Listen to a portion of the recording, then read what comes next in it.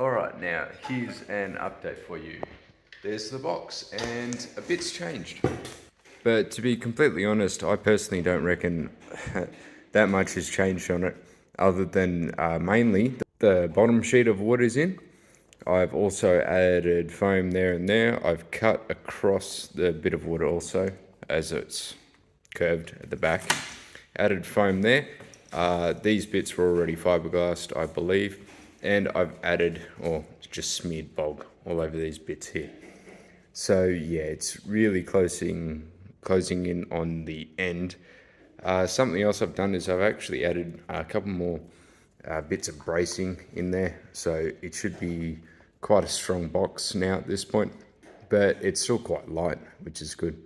But yeah, the next part I've got to do is I'm referring to as the big sand, because I've got to sand that all across the top in there. Everything that's black right now should be more or less okay, apart from right up in the crease of the nose there. As yeah, I kind of call that bit in the middle of the nose, by the way. It's a bit like a nose. These can maybe be the cheeks. Something else I'm yet to do is say get a hole saw and put 2 holes in there, and then use the jigsaw to link up the holes. So I'm cutting notches down the side, across the bottom, and be up the other side. That yeah, all back here has to be sanded as well. There's a whole lot of sanding that needs to be done. There's only really one bit I'm 50-50 on strength-wise, which are these sides here. And yeah, apologies too if you can hear all the background noises of. So yeah, I'm not sure exactly if I trust these side bits being not reinforced. These corners in particular down the sides don't have anything linking them, whereas everywhere else in the box it does. And if you knock on it, sounds got a. It does. Yeah, I'm 50-50 on it. I know I should add bracing to it, but at the same time, I'm dealing with the issue of, is the bracing really worth it compared to the volume reduction? And you could say, yeah, it's only a tiny bit of volume that you're taking out of the box for a bit of bracing, but I've already taken that bit of volume out of the box for bracing. That bit of volume out, it all adds up. Alright, what we have in front of us here is a box which is functionally complete. All it really needs now is, say, maybe a bit more of a quick sand. I think we'll also give it a quick bog with the 2-part, and then one more quick sand, and then it will be ready. Now, you might have noticed how I didn't say complete, and that's because before it is complete, I'm going to be probably adding some fiberglass. And the reason why I say probably adding some fiberglass is because I haven't yet added the fiberglass. So there is the possibility that fiberglass is never added to the box, say if I die or something. So anyway, what I have to do from this point on is not a whole lot. It's just a couple of bits of sanding and bogging, and then put the fiberglass on. I did test fit the subs. Unfortunately, these two still fail with these two, but it is such a small amount that the layer of fiberglass spacing them up should be enough. And if it's not, it is then going to be such a minuscule tiny amount that I'll be able to belt sand the back plate of the speakers. Just, well, not off, but just take a tiny bit off, like not even a gram of material. It's nothing. It'll be fine, and then it'll fit. So I'll just have to remember that those subs go there. And then what left? Put the amps on the back and wire them up, and then she's done. So I have already added the handles. You can see them all back there. So there's 7 on the bottom and 3 per side. All right. Unfortunately, this guy's got in the way of the main view. In the meantime. This thing's nearly done. Also, I might put some fiberglass on these outside bits, and also the insides of, calm down, bud, of there, just for a bit more rigidity on these panels, as they're a bit hard to reinforce as there's no 90 degrees anywhere to be seen there. Alright, it's been about maybe 2 hours since the last bit, and all I've been doing is I've added some bog and I've been sanding. So this whole thing is now, yeah, it's pretty well done, smooth wise. Apart from, there's just these bits along here which are still a bit rough. Now, I'm 50-50 on what to do here, as I could add more filler and sand it and add more filler, but I'm thinking for now, what I'm going to do is I'm just going to go ahead and resin it. Now, not fiberglass resin it, but just resin as sort of an undercoat. So what I'm going to be doing is I'll also add a bit of white pigment to it. So hopefully it'll, I'm not sure how strong the pigment is, I'm yet to find out, and we'll find out shortly. Just to see if it'll look similar to what it'll be once it's completely fiberglassed. So the resin at first is going to be more like an undercoat. It's going to give me an idea of how it's going to look, and then I can just add bog on top here. So yeah, I'm just going to go ahead and add resin. As usual, apologies for background wind noises and the like. The weather indeed persists. So what we're looking at right here is a not super freshly, though definitely resined box. This has just had a reasonably, well, yeah, fairly thick-ish coating of resin. Now, here's a bit of an issue that I've got, which is I was expecting this resin to cure in about 4 hours, which is what it feels like. It's usually kind of maybe slightly tacky, but cured, you know, no longer maybe a thick liquid, but more of a bonded kind of, yeah. So I'm now at the probably 6 hour mark, and apparently now this is the first time as well that I've ever actually measured the amount of hardener, and I also read on the side it's supposed to take 24 hours. So apparently I must have just always added too much activator in the past. So this is what we're dealing with, 24 hour for it to cure. But now I am left with the issue of, I came down here thinking, okay, now I can start adding the matting. Of course, when you add matting, usually you would wet the surface first. This is still effectively a wet surface. So I could just get the matting and put it on. But that's just the tricky bit, which was I was going to let it dry, and then I was going to... I've got that big sheet of fiberglass right there.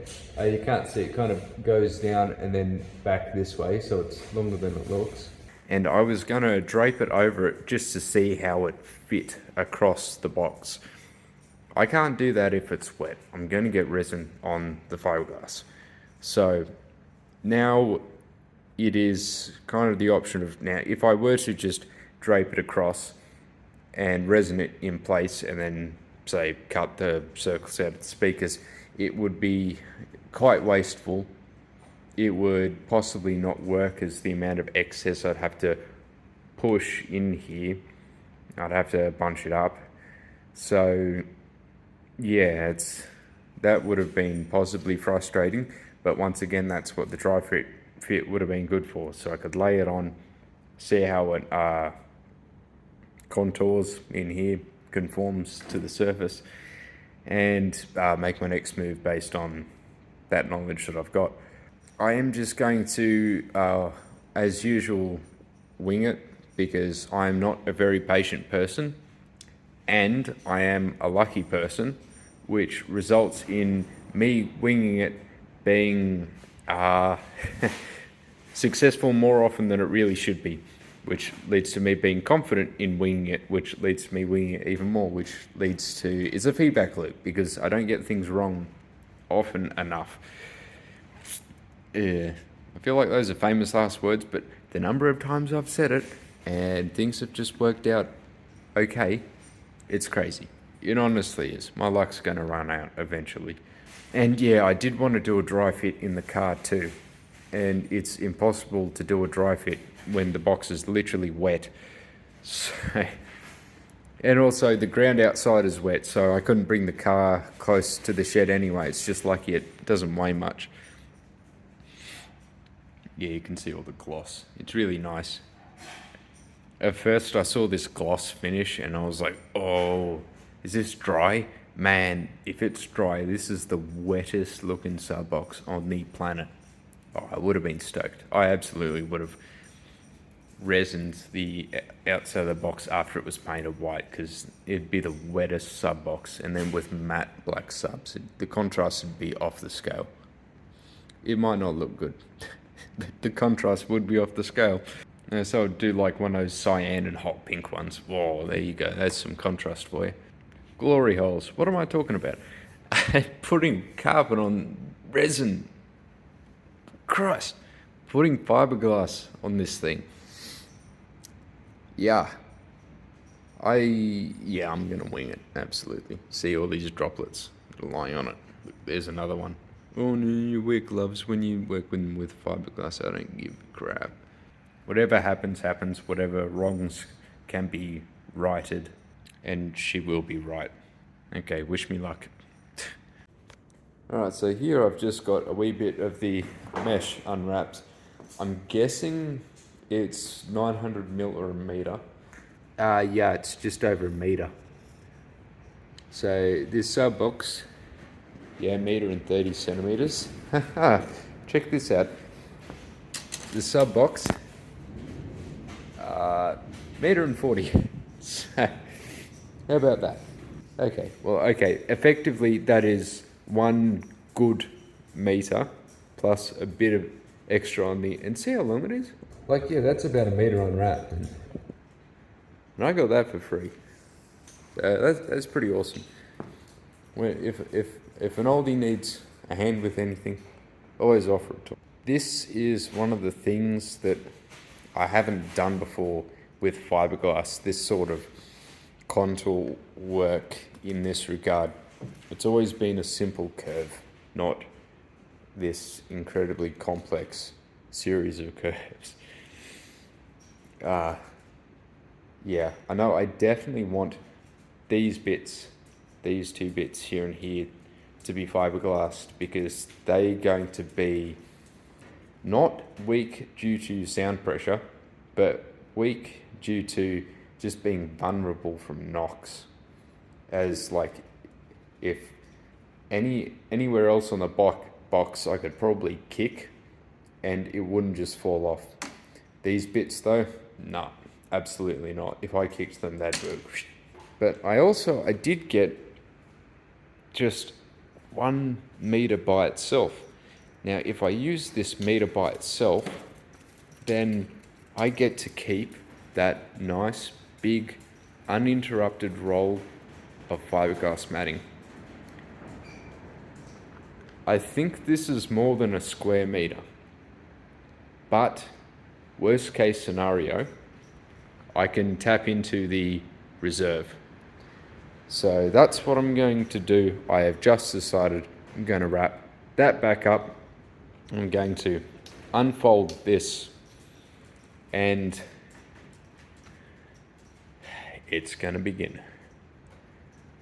And I know I said it before, but I'll say it again. And I know that this is technically happening far in the future, but wish me luck. Oh, either way, this what is this? This is an educational channel. Watch me stuff it up. Don't make the same mistake I did. You win. Congratulations. Happy day. Celebrate. Because currently the only set of scissors I've got are these. Yeah, I'm not kidding. All the other scissors I've got, the thing over the hinge in them is so wallowed out that they no longer have the tight enough clearance to cut fiberglass. So hopefully the tin snips might possibly work. And if not, she's going to be a long one.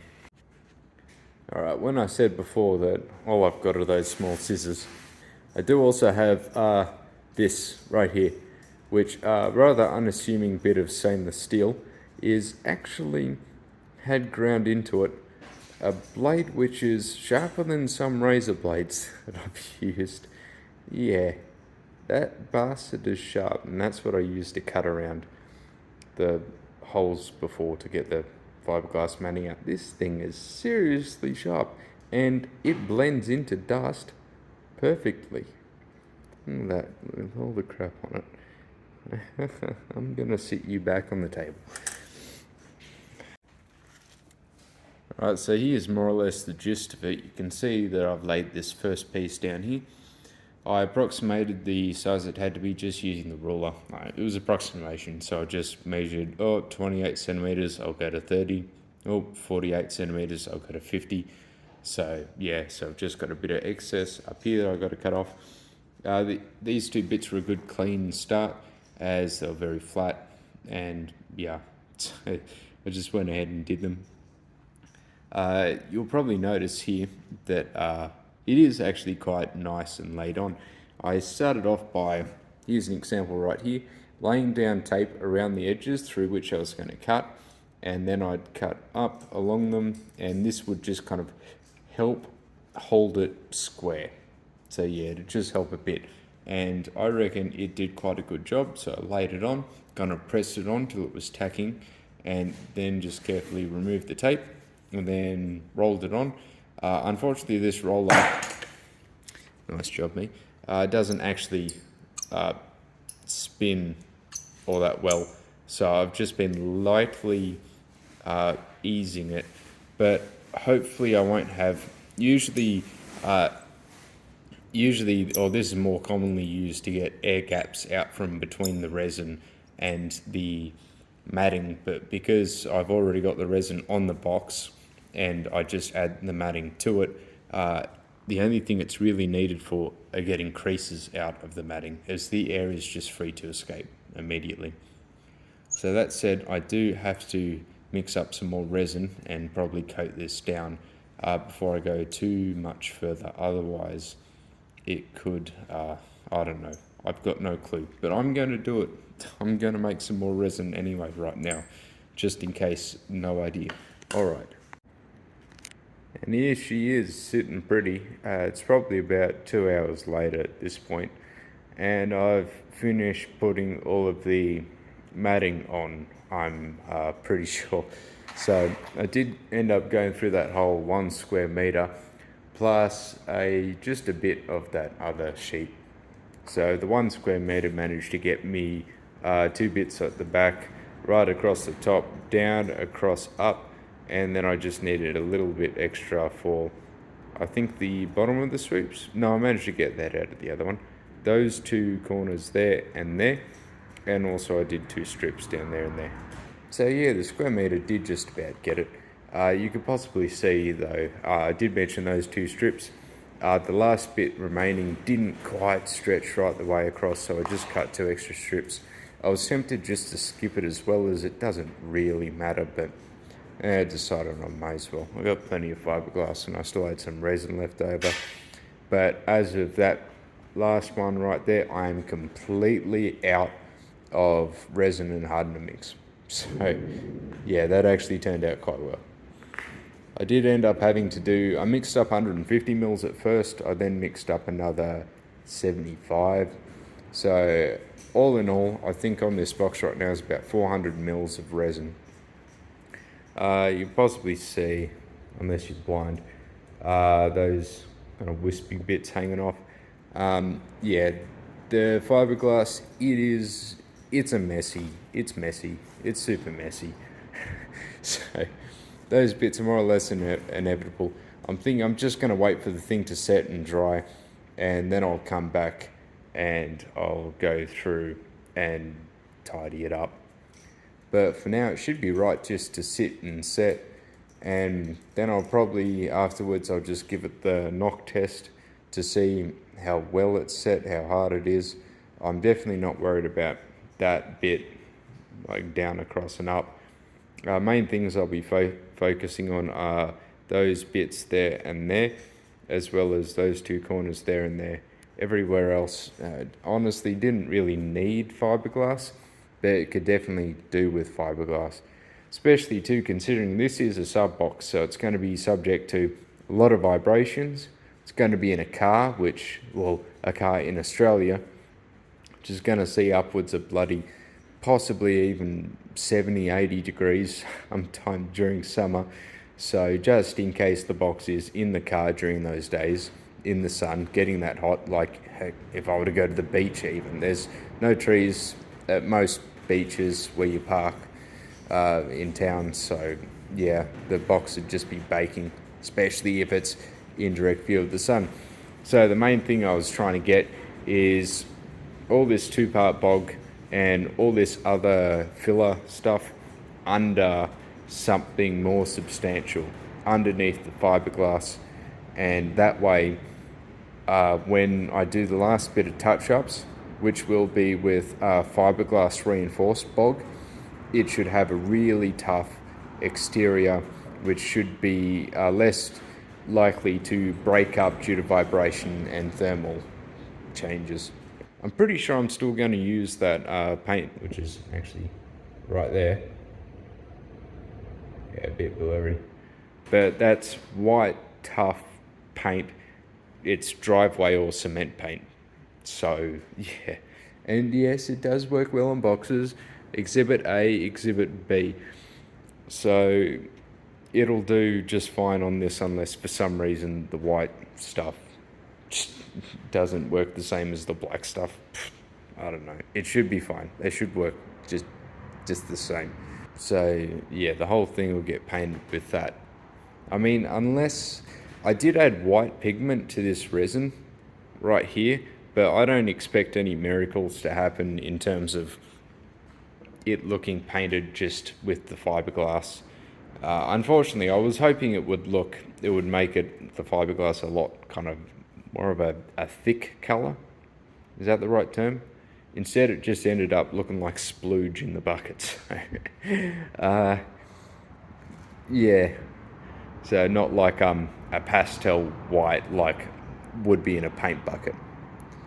So I'll end up painting it, because it would be really nice if it would set opaque so you wouldn't see all this texturing underneath it, because then the whole box would, at this current juncture, actually have a kind of interesting fiberglass mesh pattern to it. But alas. So yeah, I'll paint it white, and maybe in the future I might even carpet it or fiberglass wrap it. That's to be determined.